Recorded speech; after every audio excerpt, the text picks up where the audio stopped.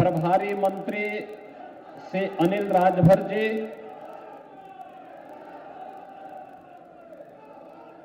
उत्तर प्रदेश के नेता प्रतिपक्ष और इटवा से माननीय विधायक, वयोवृद्ध राजनेता माननीय श्री माता प्रसाद पांडे जी, लोकप्रिय सांसद श्री जगदंबिका पाल जी,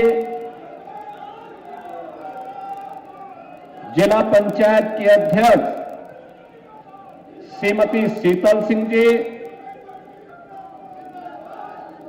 माननीय विधायकगण श्री श्याम धनी राही जी,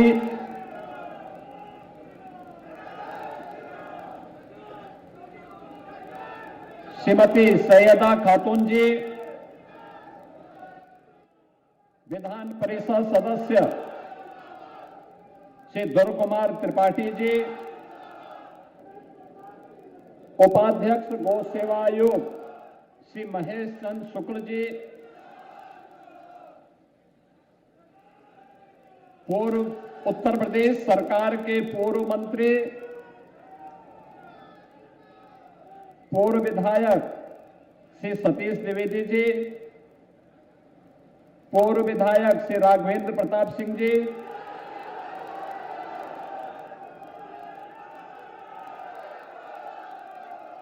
नगर पालिका नौगढ़ के अध्यक्ष श्री गोविंद माधव जी,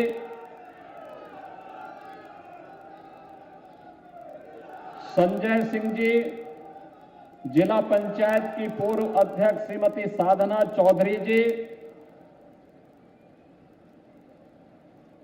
आज के इस समारोह में उपस्थित भारतीय जनता पार्टी के जिला के अध्यक्ष श्री कन्हैया पासवान जी,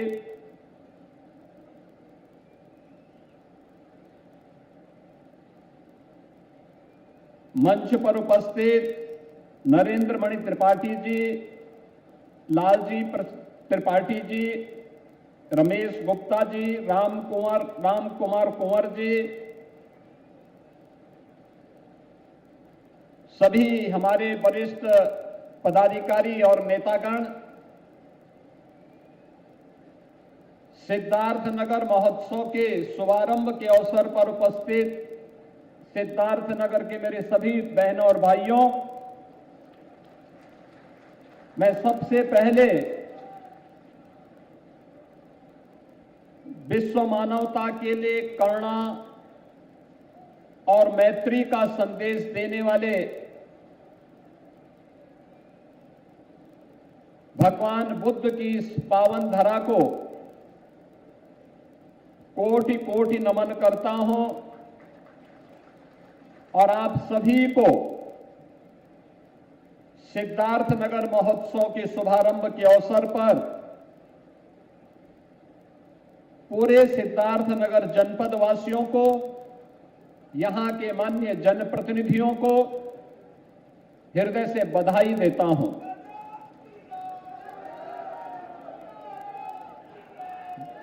बहनों और भाइयों, आज जब मैं इस कार्यक्रम में उपस्थित हुआ हूं, हमारे सामने आज प्रातःकाल ही एक दुखद समाचार भी प्राप्त हुआ। महाराष्ट्र के माननीय उप मुख्यमंत्री श्री अजीत पवार जी का एक प्लेन क्रैश होने की दुर्घटना में दुखद निधन का समाचार प्राप्त हुआ है। मैं इस अवसर पर स्वर्गीय अजीत पवार जी और उनके परिवार के प्रति अपनी संवेदना व्यक्त करते हुए उनकी स्मृतियों को नमन करता हूं। स्वर्गीय अजीत पवार और उनके साथ दिवंगत हुए सभी पुण्य आत्माओं के प्रति अपनी विनम्र श्रद्धांजलि भी अर्पित करता हूं। बहनों और भाइयों, महोत्सव, ये शब्द ही अपने आप में एक विराटता को लेकर के चल रहा है।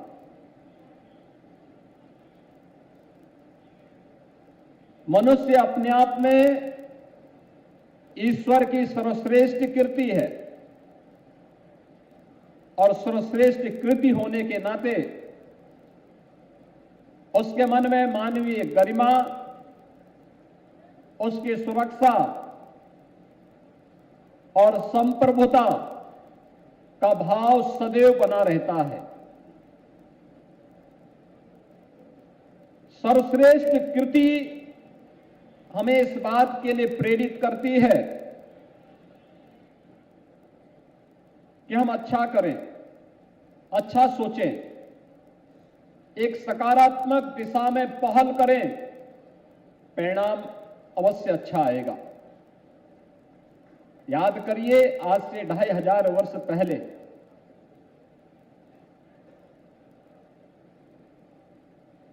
ये जनपद जिनके नाम पर बना है, राजकुमार सिद्धार्थ, उन्हीं का राज्य था। कपिलवस्तु उनकी राजधानी थी। ज्ञान की खोज के लिए निकले, जीवन की वास्तविकता और जीवन की सच्चाई को जानने के लिए निकले, सब कुछ छोड़ा, गया विश्व प्रसिद्ध तीर्थ गया जी में गए, एक लंबी साधना की, ज्ञान प्राप्त हुआ, पहला उपदेश सारनाथ में दिया और सर्वाधिक चातुर्मास उन्होंने जीवन के श्रावस्ती जनपद में संपन्न किए। जीवन का जो सार था, अभी आपने थीम सॉन्ग के माध्यम से सुना, बुद्धम शरणम गच्छामि, धम्मम शरणम गच्छामि और संगम शरणम गच्छामि। यानी धर्म की शरण में जाता हूं। धर्म की शरण में जाने के लिए बुद्धम शरणम गच्छामि, बुद्धि और विवेक चाहिए।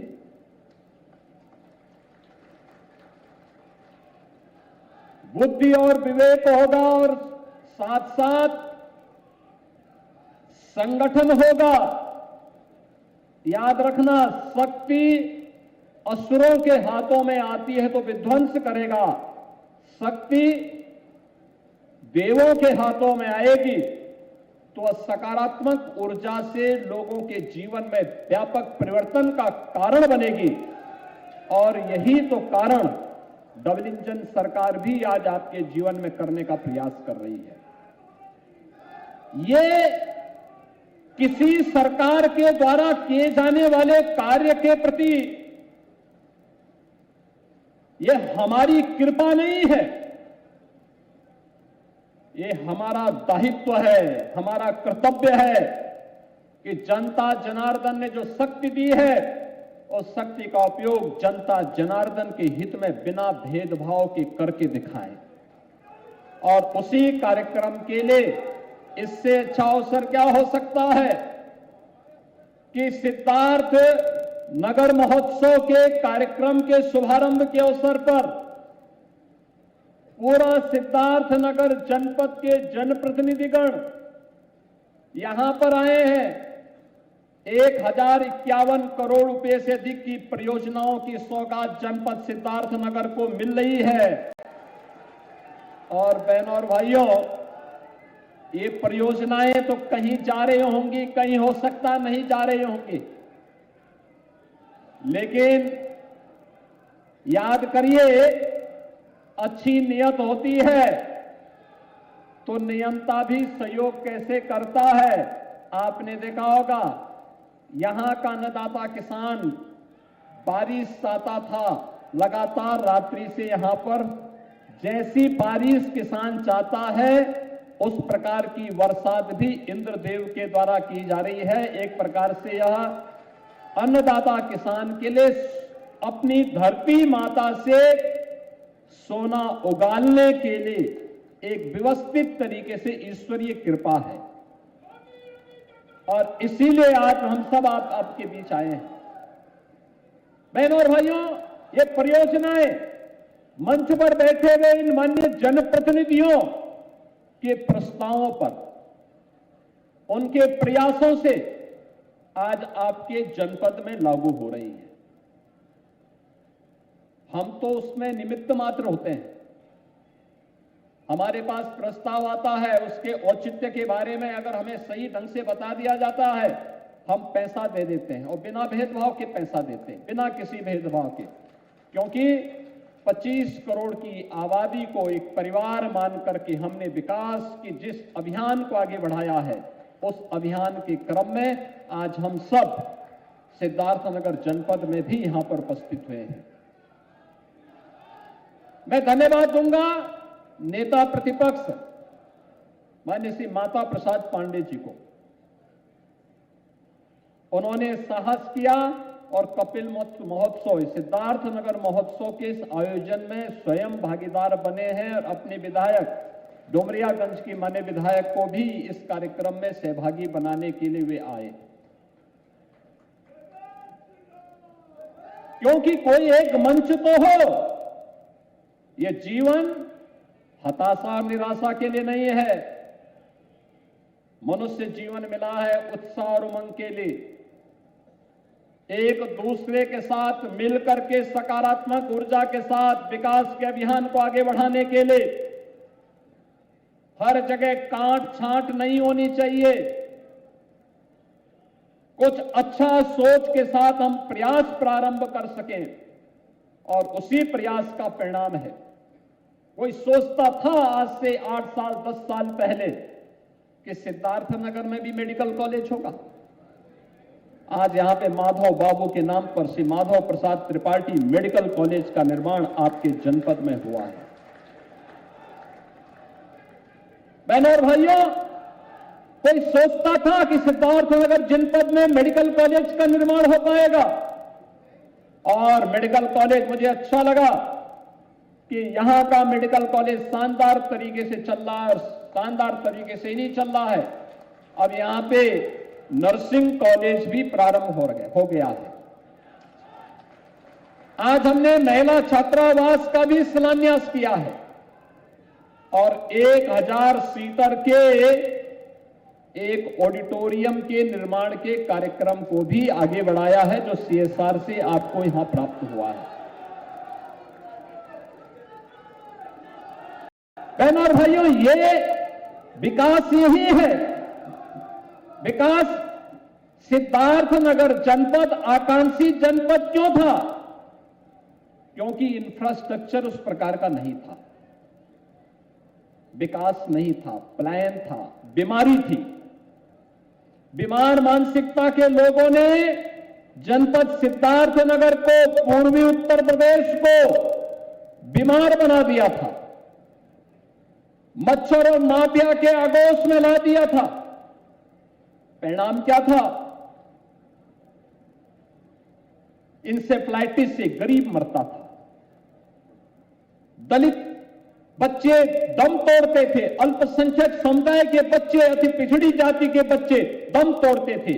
हमारे लिए वह दलित नहीं था, हमारे लिए वह अति पिछड़ा नहीं था, हमारे लिए वह अल्पसंख्यक नहीं था, हमारे लिए तो वह उत्तर प्रदेश की अमानत थी। उत्तर प्रदेश का वह बच्चा उत्तर प्रदेश के विकास में योगदान दे, इसके लिए सरकार ने संकल्प लिया 2017 में आदरणीय प्रधानमंत्री जी की प्रेरणा से कि एक भी बच्चा इंसेफ्लाइटिस की चपेट में नहीं आने पाएगा और हम उसको बचाएंगे। और प्राणपण से सरकार लगी, डबल इंजन की सरकार लगी। इंसेफ्लाइटिस को दूर भगाने में बहुत देर नहीं लगी। दशकों की बीमारी कुछ ही वर्षों में समाप्त कर दी गई। अब मुझे खुशी होती है जब सिद्धार्थनगर और पूर्वी उत्तर प्रदेश का बच्चा इंसेफ्लाइटिस से दम नहीं तोड़ता है। बहनों और भाइयों, आज कोई दम नहीं तोड़ता है। हमारे लिए वह वोट बैंक नहीं है, हमारे लिए वह एक परिवार का हिस्सा है। और परिवार को कोई बांट करके नहीं देखता है। ये हमारा कर्तव्य था, उस बच्चे को सुरक्षित होने का अधिकार था और सरकार ने अपने उस उत्तरदायित्व का निर्वहन किया। परिणाम आपके सामने है, इंसेफ्लाइटिस सदैव के लिए समाप्त हो गई। मेडिकल कॉलेज यहां के नागरिकों को मिल गया। कितना बेहतरीन मेडिकल कॉलेज बना है। यहां पे पिपरवाहा में अब सोचो 125 वर्ष पहले भगवान बुद्ध के अवशेष यहां से इंग्लैंड में पहुंचा दिए गए थे। वहां नीलामी हो रही थी, ताइवान में नीलामी हो रही थी। यहां के सांसद ने प्रयास किया और परिणाम था, हमने पत्र लिखा। अब तो कपिल वस्तु में हम लोग विपश्यना का भी एक केंद्र बना रहे हैं। आज वहां पे अच्छी डॉर्मेट्री बन रही है, अच्छा विकास का कार्य आगे बढ़ रहा है। याद करिए, हमारे एकदम पड़ोसी है नेपाल। नेपाल मित्र राष्ट्र है। कनेक्टिविटी हमारी उतनी उबड़ खाबड़ों में बदली हुई थी। हम लोगों ने कहा कि हर एक inter state connectivity, international connectivity, चाहे वह राज्य के साथ हो, किसी देश के साथ हो, वह 4 लेन की बेहतरीन कनेक्टिविटी होनी चाहिए। और मुझे अच्छा लगा कि सिद्धार्थनगर जनपद की कनेक्टिविटी को भी हम 4 लेन के साथ बेहतर तरीके से आगे बढ़ा रहे हैं। कोई सोचता था विकास आएगा इंफ्रास्ट्रक्चर से? खलीलाबाद से बहराइच होते हुए जो रेल लाइन जा रही है, यह रेल लाइन 80 किलोमीटर केवल आपके जनपद से जा रही है, सिद्धार्थनगर जनपद से। यह निवेश लाएगा। याद करिए, सिद्धार्थनगर जनपद में गोरखपुर शामली इकोनॉमिक कॉरिडोर, यह भी बांसी, डुमरियागंज और इटवा 3 विधानसभा क्षेत्रों को टच करते हुए एक नए विकास का कॉरिडोर बनने जा रहा है। विकास का कॉरिडोर, यानी ये चीजें दिखाती हैं कि सरकार बांट करके विकास नहीं कर सकती है। उसको समग्र दृष्टि से देखना होगा। समग्रता के भाव के साथ जब वो देखती है, ये समग्रता का भाव ही, ये सस्टेनेबल डेवलपमेंट का भाव ही, ये सतत विकास का भाव ही, यही जहां पर भेदभाव न हो, मेरे तेरे में, अपने पराये में, जाति मत मजहब के रूप में, क्षेत्र और भाषा के रूप में, जहां कोई भेदभाव न हो, उस भेदभाव से मुक्त सतत विकास की दृष्टि से किए जाने वाले प्रयास, यही राम राज्य की अवधारणा का साकार रूप है। यही राम राज्य है। कोई भेद नहीं, कोई भेद नहीं। राशन मिलना है, हर गरीब को मिलना चाहिए। शौचालय बनना है, हर गरीब के घर में बनना चाहिए। प्रधानमंत्री आवास योजना का लाभ मिलना है, हर गरीब को मिलना चाहिए। आयुष्मान भारत का कार्ड मिलना चाहिए, हर गरीब को मिलना चाहिए। ये गरीब, महिला, युवा, अन्नदाता, यही तो मोदी जी की पहचान है। इसी को फोकस करते हुए योजनाएं बनी है। हमने भेदभाव नहीं किया, सबको जोड़ा है, सबका साथ और सबके विकास को सभी योजनाएं समर्पित की, बिना भेदभाव के। विकास भी है और गरीब कल्याणकारी योजनाओं का लाभ भी। और इन गरीब कल्याणकारी योजनाओं के माध्यम से एक प्रतिस्पर्धा को आगे बढ़ाने की आवश्यकता है। प्रतिस्पर्धा इस बात को लेकर के, आप मनरेगा में इससे पहले कच्चा काम ही कर सकते थे, पक्के कार्य की गुंजाइश नहीं थी।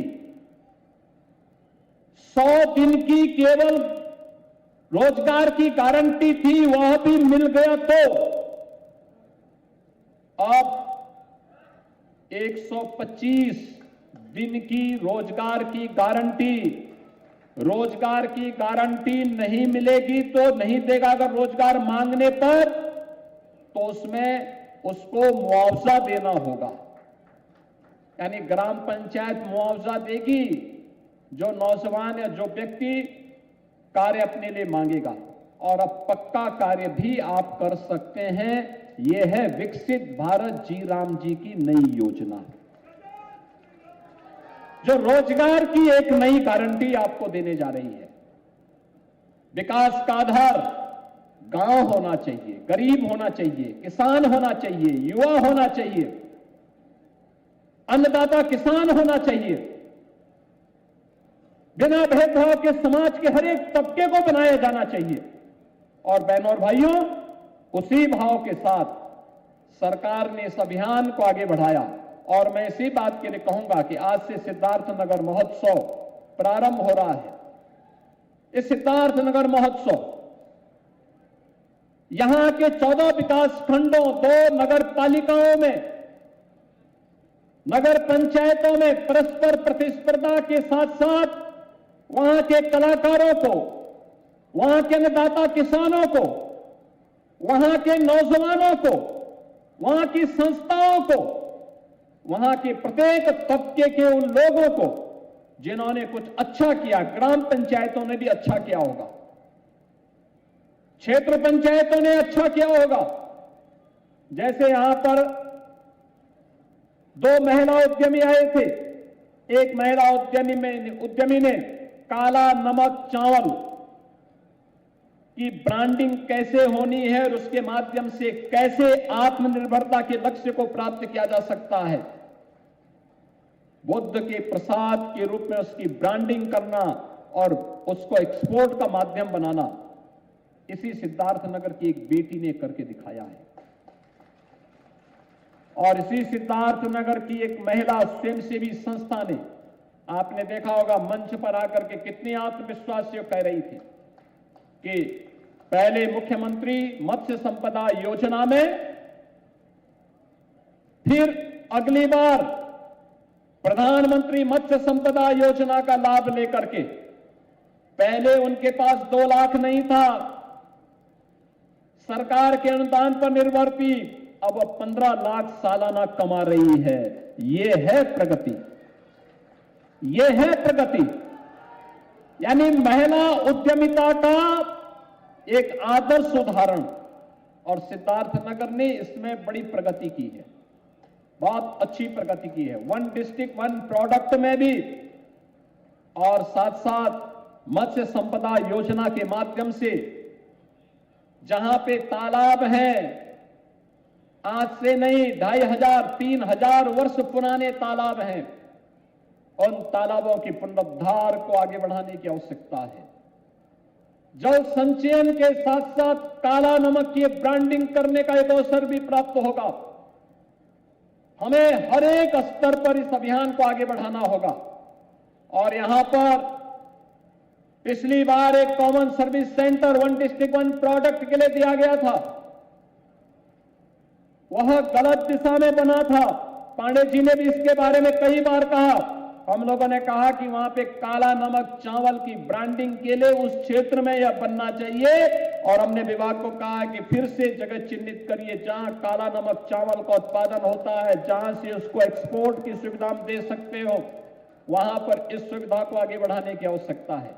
बहनों और भाइयों, यह एक प्रयास भर है, और मैं यही चाहूंगा महोत्सव जब हो, महोत्सव के पहले स्थानीय स्तर पर कार्यक्रम होने चाहिए कलाकारों में।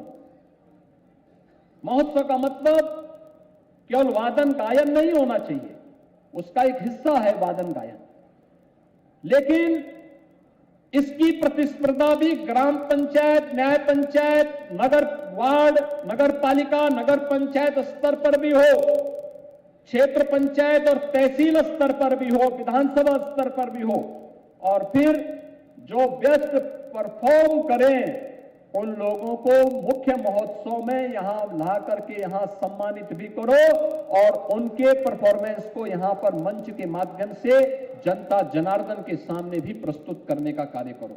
एक कलाकार हो सकता है, हर क्षेत्र का स्पोर्ट्स के हो सकते हैं, प्रगतिशील किसान हो सकते हैं, अच्छे हर फील्ड में कोई इनोवेशन करने वाला नौजवान हो सकता है, हर जीवन के प्रत्येक क्षेत्र में कार्य करने वाला श्रमिक हो सकता है, महिला उद्यमी हो सकती है, जिन्होंने कुछ न कुछ नया किया है, उन सभी को हम इस कार्यक्रम के साथ जोड़ेंगे तो इसका लाभ होगा। आज जब 1051 करोड़ रुपए की इन परियोजनाओं की सौगात एक उपहार के रूप में सिद्धार्थनगर जनपद को प्राप्त हो रही है, मैं बधाई देता हूं पूरे सिद्धार्थनगर जनपद वासियों को और मंचस्थ अपने सभी माननीय जनप्रतिनिधियों को भी मैं हृदय से धन्यवाद देता हूं कि उनकी पहल पर ये सभी योजनाएं, इसमें सड़क की भी है, पुलों की भी है, सिंचाई की योजनाओं के भी है, मेडिकल कॉलेज के उन्नयन के लिए भी है, छात्रावास के लिए भी है और भी अन्य तमाम प्रकार की योजनाएं, आज सिद्धार्थ पेयजल की भी है, ये सभी प्रकार की योजनाएं आज यहां पर प्राप्त हो रही हैं। इन योजनाओं का लाभ निरंतर जनपद को प्राप्त हो और मैं तो आपसे कहूंगा, मैंने गत वर्ष मई महीने में मैंने मध्य उत्तर प्रदेश का दौरा किया था, व्यापक दौरा किया था और मैंने देखा था वहां का अन्नदाता किसान 2 फसल के बाद तीसरी फसल भी ले रहा था और वह लिया उन्होंने मक्का की। मैं कुछ किसानों के खेत में गया था, मैंने उनसे पूछा, मैंने कहा भी कितना पैदा हो रहा है, कितना आप आमदनी कर देते हैं? वहां के किसान मुझे बताते थे, मैं एटा में गया, कन्नौज में, औरैया में, कानपुर देहात में, मैंने वहां पूछा, मैंने हरदोई में, वे कितना कमा रहे हैं? उन्होंने कहा 1 लाख रुपए प्रति एकड़ हमारी अतिरिक्त इनकम है तीसरी फसल में। और मैं यहां के अन्नदाता किसान से भी कहूंगा, मक्का, क्योंकि हम फसल जब बोते हैं तो फसल को केवल उतना ही एमएसपी ही आपको मिलेगा, लेकिन जब वह वैल्यू एडिशन होगा, लाभ उससे प्राप्त होगा, कई गुना लाभ प्राप्त होगा। हमें उस दिशा में प्रयास प्रारंभ करने चाहिए। फूड प्रोसेसिंग के प्रस्ताव लाइए, पैसा सरकार दे रही है, बहुत अच्छा पैसा दे रही है, सब्सिडी दे रही है, आप इस दिशा में प्रयास करेंगे तो इसका लाभ आपको प्राप्त होगा। आज के इस अवसर पर मैं एक बार फिर से बहनों और भाइयों, ये हमारी प्रगति का मापक है। अब उपद्रव से उत्सव प्रदेश के रूप में हम सब आगे बढ़ चुके हैं और उपद्रव से उत्सव की विकास की यात्रा निरंतर बनी रहे, इसके लिए आप सभी का सहयोग डबल इंजन सरकार और सभी जनप्रतिनिधियों को प्राप्त हो, इस विश्वास के साथ मैं आज के इस अवसर पर सिद्धार्थ नगर महोत्सव के अवसर पर आप सभी सिद्धार्थ नगर वासियों को इस महोत्सव की शुभकामनाएं देता हूं। यहां के माननीय जनप्रतिनिधियों, जिला प्रशासन और इस पूरे अभियान के साथ जुड़े हुए, खासतौर पर जब मैं पहले यहां पर आया, भी सरस्वती वंदना बेसिक शिक्षा परिषद की शिक्षिकाओं ने और शिक्षकों ने गाया था, कितना अच्छा स्वर था उनका, यानी क्या प्रतिभा है। ये संस्कार जब बच्चों में जाएगा तो वही विकसित भारत की संकल्पना के वाहक बनेंगे। और मुझे बहुत अच्छा लगा, मैं उन सभी शिक्षकों का, थीम सॉन्ग गाने वाली बालिकाओं और कलाकारों का हृदय से अभिनंदन करता हूं। इस पूरे आयोजन के प्रति अपनी मंगलमय शुभकामनाएं देते हुए आप सभी के प्रति अपनी शुभकामना देते हुए वाणी को विराम देता हूं। धन्यवाद। जय हिंद।